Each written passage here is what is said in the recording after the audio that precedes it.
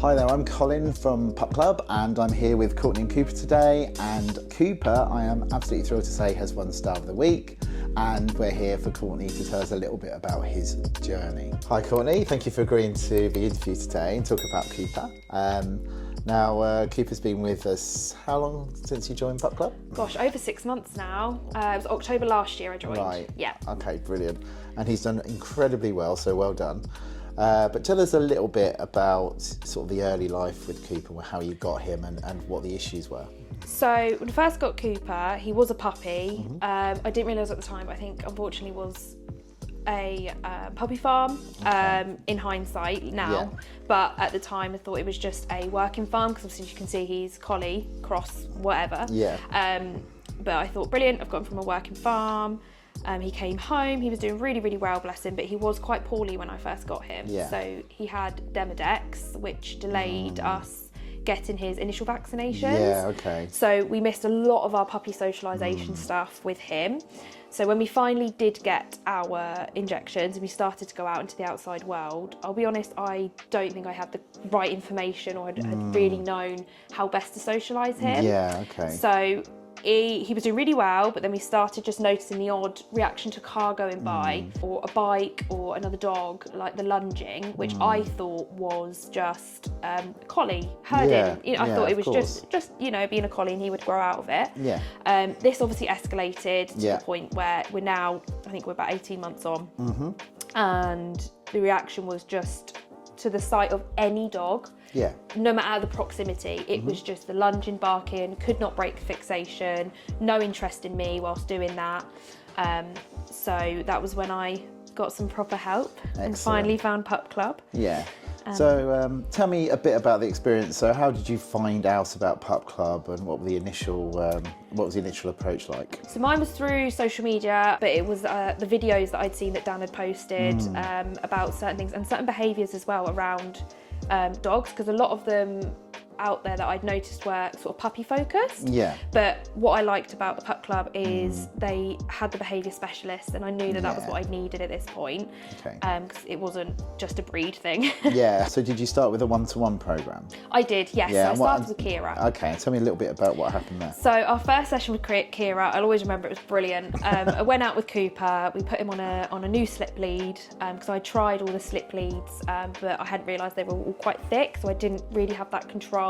Yeah. Harnesses, I didn't have the control that I needed from him. Yeah. So Kira kindly let me borrow one of her slip leads. Kira was walking him, he had a reaction, had the correction. Okay. And it was weird because I saw something in Cooper's eyes just switch. He was like, okay, well, that behaviour is not going to be accepted, is it? Yeah, okay. And along with that and Kira's help with recommending hand feeding Yes. was just such a game changer for Cooper. Tell me a little bit about hand feeding. What does that process involve? So with us, so he's completely hand fed now.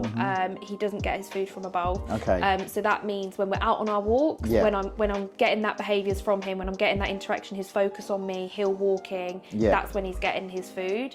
And if he doesn't do that and doesn't do what I'm asking for, then he doesn't get his food. Okay. And tell me generally what the impact on your lifestyle was from the one-to-one program. Well, I was able to go out on walks and not cry. I felt like before PupClub, I'd say, not trying to be dramatic, 5 out of 7 walks I would come home in tears, or they'd be stressful. I didn't have a relationship with Cooper. Trying to explain it to people, it was as if I was looking after someone else's dog. He wasn't my dog, that's how it felt. Okay. So after having PupClub and implementing the recommendations that Kira had shown me, I felt like I'd finally get that relationship with him. Brilliant. Okay. And tell me a little bit about what you've done at PupClub since. What's membership been like, and what kind of activities have you done? Since joining PupClub, he's completely muzzle trained now, which is brilliant, because I wasn't sure about how to approach that of really. course, yeah. So we got him a brilliant muzzle, and he's muzzle trained. He has passed his level 1 intermediate, I believe, and we are enrolled for our, I believe, level 1 advanced, might be level 2. Fantastic. But he passed that with a distinction. Brilliant. That's we amazing. are able to go to classes with up to, I mean, I've been in classes where there's been like 15 other dogs, Yeah, which just brilliant. would not have been, like, there just wouldn't have happened. Yeah, of course. So that's brilliant. He's starting to actually socialise with other dogs and brilliant. learn the correct etiquette for doing that. Fantastic. It's just like night and day, really. Yeah, yeah. And you come to quite a few things, don't you, Courtney? I've Yeah. noticed you often. I You're at try. different types Yeah. of socials, which Yeah. is really bearing fruit for him, for sure. Yeah, definitely. Brilliant. And what's the Pup Club community been like?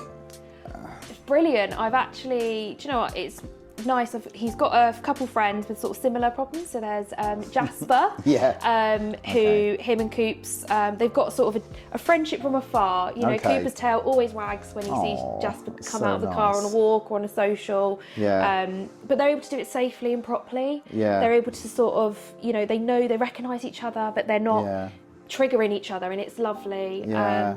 So yeah, and there's a few others. It's just nice to be out on walks and you talk to other owners, either with similar issues or Yeah. the same issues, and it's just, if anything, it's you don't feel alone. Which Good. honestly, it can feel so isolating, I think, with a reactive Yeah. dog. Yeah. And tell us a little bit about what life's like now. Do you do more things with him? What do you get up to? Yeah. So yeah, we go on. So sometimes we go to some of the woods for the walks. So Cooper's always on lead at the moment. Yeah. But I know Kira's keen to maybe start practicing and approaching some off lead stuff with him. Yeah. But we go to Southsea Forest now. And we're not reacting to dogs, which is Brilliant. just lovely, because that's such a busy place for some dogs sometimes. I would have just avoided it. I'm Yeah, of not, you know, course. life now, we go out on a walk and I'm not having to go the other side of the field if I see a dog. Yeah. You know, we can walk past. We can walk past at a close proximity and he's still engaged on me. Or, you know, if he does show interest, it's correct and etiquette. It's not the barking, lunging, the you know. Fantastic. Well, Courtney, thank you very much for talking to us and telling us about Cooper's journey. Appreciate okay. it. Thank you very much. Thank you.